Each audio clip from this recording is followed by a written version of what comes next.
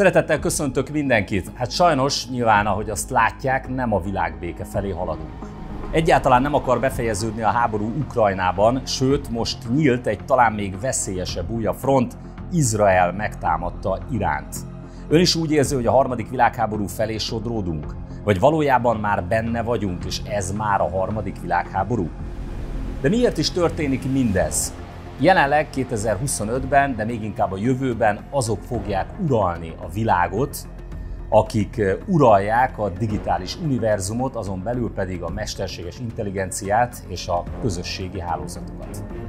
Nézzenek rá erre a térképre, és rögtön megértik, hogy miről szólnak a mostani háborúk. Mára az egész világ kékbe borult, mindössze 3 nagy, illetve középhatalom áll ellen a digitális világuralomnak. Oroszország, Kína és Irán. Van még néhány kisebb ország, amelyek ezekhez csatlakoztak, mint Belorusszia, Észak-Korea, Kuba, Szíria, Venezuela, de a lényeg ez a 3 erőközpont a térképen. Közülük 2-vel, Oroszországgal és Iránnal már háborúban áll a kék oldal. Kína gazdaságilag túlságosan erős és túlságosan össze van fonódva a nyugat gazdaságaival, de ha így megy minden tovább, csak idő kérdése, hogy Kínát, amely részben már most is érintett, katonailag is belekeverjék ebbe a háborúba.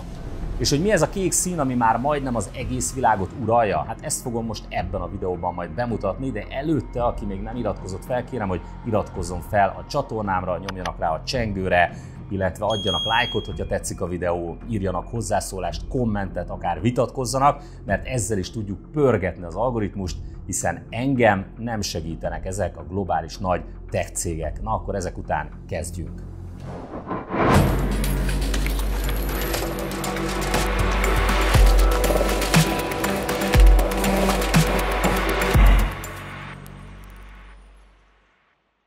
No, akkor elárulom a titkot, hogy az előző térképen mit lehetett látni, mi az a bizonyos kék szín. Hát ez a ChatGPT elérhetősége, hogy mely országokban lehet már elérni. A kék szín azokat az országokat jelöli, ahol a chatbot elérhető, ahol az emberek többsége lassan minden információt a ChatGPT-től fog majd megkapni, legyen az a munkája, az értékrendje, a magánélete. A fiatalokat egyre inkább ez az eszköz neveli a szülők helyett. És hogy mi valójában ez az alkalmazás? Ugye a ChatGPT az egy mesterséges intelligenciára épülő chatbot. Ha ránézzünk erre a térképre, akkor jól látható, hogy hol vannak azok a valódi törésvonalak, amelyek mentén zajlik és egyre fokozódik, szélesedik az a háború, amely Ukrajna és Oroszország, valamint Izrael és Irán között zajlik jelenleg. Ma már nyílt titok, hogy ezek valójában proxy háborúk, ami ugye azt jelenti, hogy nagy hatalmak vívják ezeket a háborúkat, különböző eszközökkel, módszerekkel, még akkor is, hogyha maguk előtt tolják az ukránokat, vagy éppen az izraelieket. Friedrich Merz, Németország kancellárja, aki a világ legnagyobb vagyonkezelőjének, a BlackRocknak felügyelőbizottsági elnöke és lobbistája volt, néhány napja úgy fogalmazott, hogy az Irán ellen indított háborúval most Izrael elvégzi helyettünk a piszkos munkát. Arról is nyíltan beszélnek, hogy Ukrajnában is proxy háború zajlik, az ukránok is ehelyett az úgynevezett nyugat helyett háborúznak Oroszország ellen. Ez egy globális háború. Marco Rubio, amerikai külügyminiszter is elismerte, Ukrajnában egy orosz-amerikai proxy háború zajlik. Korábban természeti erőforrások, például az olaj miatt indultak ilyen proxy háborúk, de ma már egészen más prioritások vannak. Ennek a mostani hatalmas nagy globális háborúnak a tétje a digitális univerzum feletti uralom. De térjünk vissza a ChatGPT-hez és az eredeti térképünkhöz. Valójában akkor mi is tehát ez a bizonyos ChatGPT? Tekintettel arra, hogy a 2022. november 30-ai bemutatása óta szinte az egész világot meghódította a ChatGPT, így aztán nagyon bemutatni már nem kell nyilván senkinek. De azt, hogy mi a valódi szerepe, milyen hatással van a világra, és főleg milyen hatással lesz majd a jövőben, és hogy kik a tulajdonosai, na azt már sokkal kevesebben tudják. A ChatGPT az OpenAI mesterséges intelligencia kutató laboratórium által kifejlesztett chatbot. Generált szövegét lenyűgözően alaposnak és emberekéhez hasonlíthatónak, sőt egy jó tanuló tudásszintjével felérőnek nevezték. Sokan a valaha volt legjobb mesterséges intelligencia chatbotként is méltatták. A mesterséges intelligencia az előttünk álló évek, évtizedek legfontosabb témája és kihívása lesz, ezért majd egy külön videóban fogok beszélni róla, sőt, készül már a továbbfejlesztett Víradat programunk is, amelyben a mi sajánk, tehát a Mi Hazánk mozgalom által megfogalmazott magyar mesterséges intelligencia stratégiánk is benne lesz majd. Ez a videó most nem erről szól, hanem inkább arról, hogy kik is mozgatják a szálakat. Most tehát azzal foglalkozom, hogy kik tanítják be a mesterséges intelligenciát, kik azok, akik betáplálják azt a rengeteg adatot, ami alapján az MI működik, és arra a kérdésre keressük a választ, hogy kik a digitális univerzum legfontosabb szereplői. Kérdezzük meg ezt stílszerűen magától, a ChatGPT-től.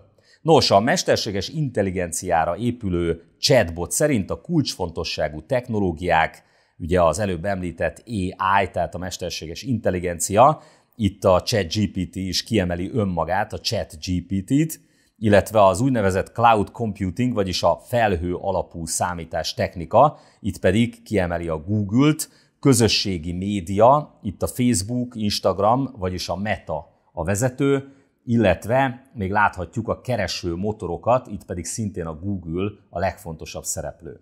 Ezután pedig nézzünk rá erre a következő világtérképre. Ezen is az látszik, hogy a kék szín az egész világot uralja, kivéve Oroszországot és az érdekszféráját, vagyis az egykori Szovjetunió területét, valamint Kínát. Ez a térkép azt mutatja, hogy az adott országokban melyik közösségi média az uralkodó. Oroszország érdekszférája és Kína kivételével az egész világot meghódította a Meta a két platformjával, a Facebookkal és az Instagrammal. Márpedig ma már az emberek többsége számára a nyugati világban, így Amerikában is a legfőbb hírforrás a közösségi média. Ez döntheti el a választásokat is, azt is, hogy hol milyen kormányok alakulhatnak. Pedig nézzünk csak rá erre a 2009-es világtérképre, amely azt mutatja, hogy akkor az egyes országokban még melyek voltak a vezető közösségi hálózatok. Láthatjuk, hogy még Magyarországon is a magyar iVivet használták a legtöbben. Aztán az elmúlt 15 év alatt a nagy hal megette a kicsiket, és a Meta szinte mindenhol uralkodóvá vált. Végül említsük meg ennek a digitális univerzumnak a ChatGPT által is említett másik fontos szereplőjét, a Google-t. A cég weboldala szerint a Google küldetése a világ összes információjának rendezése, univerzálisan elérhetővé és hasznosíthatóvá tétele.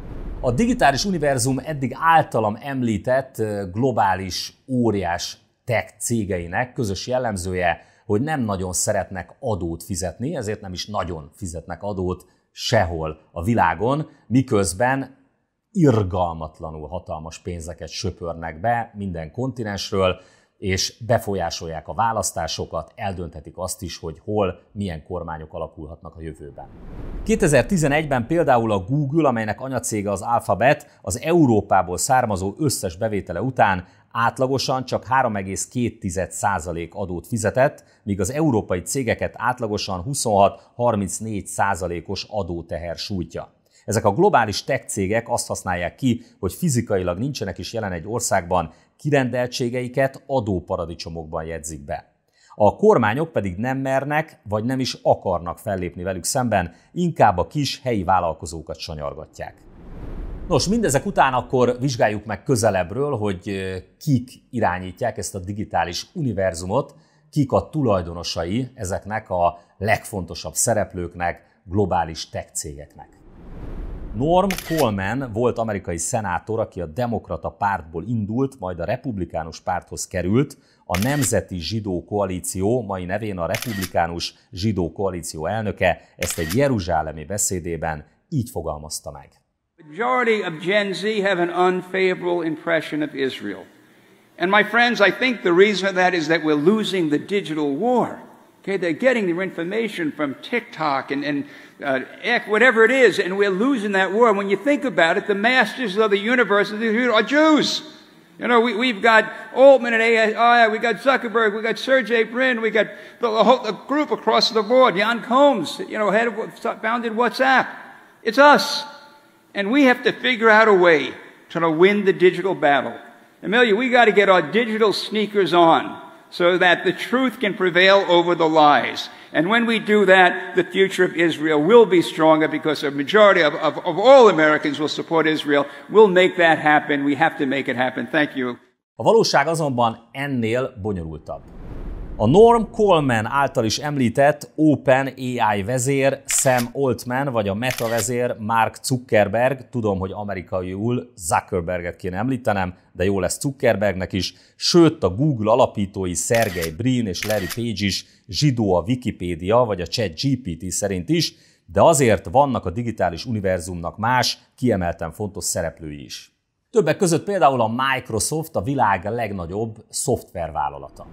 Az OpenAI is szoros partnerségben van a Microsofttal, amely kizárólagos felhőszolgáltatója. Emellett 2019-ben 1 milliárd, 2023-ban pedig 10 milliárd dollárral támogatta a mesterséges intelligencia kutatásokat. Ugye tudjuk, hogy a Microsoft vezetője a Covid időszak alatt az oltások finanszírozásában, pontosabban támogatásában, aztán a profit bezsebelésében is élen járt. Szóval ez az anyagi háttér adott lehetőséget arra, hogy a világ egyik legnagyobb teljesítményű szuperszámítógépével fejleszthessék tovább a ChatGPT-t. És akkor nézzük, hogy mit mond a chatbot Bill Gatesről. Kérdezzük meg tőle, hogy Bill Gates zsidó-e. Nos nem, ő nem zsidó, hanem protestáns keresztény családban nőtt fel, felmenői főként angol száz származásúak. Ahogy nem zsidó egy másik fontos szereplő, Reed Hastings sem, aki a Netflix vezére és az egyik legfontosabb filantróp a klubból. Sokkal inkább beszélhetünk egy évek, évtizedek vagy talán évszázadok óta formálódó klubról, hálózatról, amelynek tagjai milliárdos vállalkozók, üzletemberek, pénzemberek, filantrópok, akik különböző szervezetekbe, csoportokba, klubokba, magántőke alapokba, ahogy itthon mondanánk, vagyonkezelőkbe szerveződtek, és félig nyilvános, vagy teljesen nyilvános, vagy éppen titkos találkozókon beszélnek a világról, és hát ugye vannak közös értékei, közös értékrendjük, világnézetük, és az alapján közben ők uralják is a világot, és hát természetesen ezzel formálják is az emberiséget. És hogy milyen értékeket képviselnek és hirdetnek?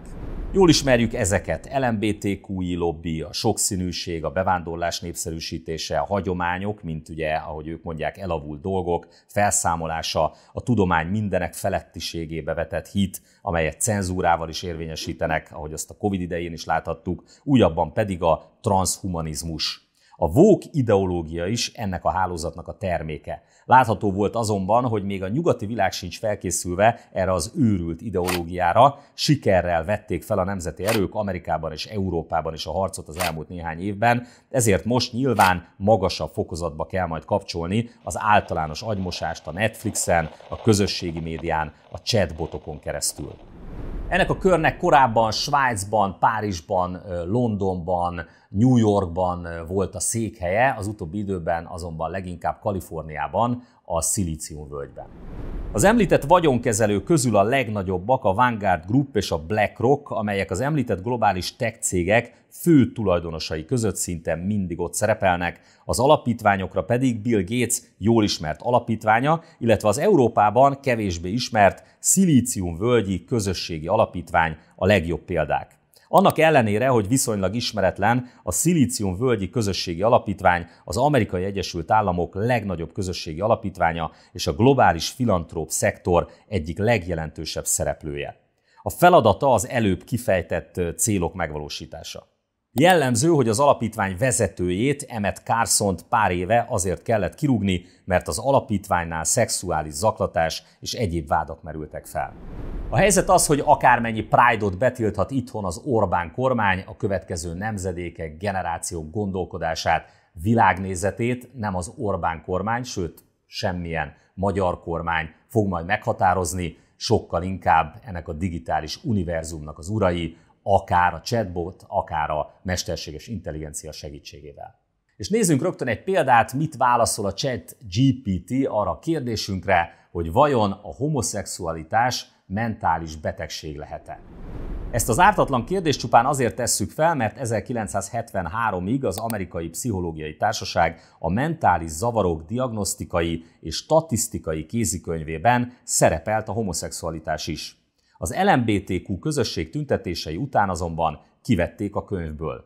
Az Egészségügyi Világszervezetnél pedig 1990-ig a homoszexualitás a betegségek nemzetközi osztályozása szerinti kóddal rendelkezett. Ebben az évben törölték ezt a kódot. De ilyen kérdést a ChatGPT-nek, nézzük csak meg, már nem lehet feltenni, sőt, piros betűkkel figyelmeztettek minket, hogy ez a kérdés sértheti ugye azokat a közösségi médiából már jól ismert bizonyos irányelveket. És ezután majd jöhet a büntetés, ahogy azt már a közösségi médiában megszokhattuk, és hogyha nem küzdünk, akkor a következő években, évtizedekben ezek a büntetések egyre súlyosabbak lesznek majd.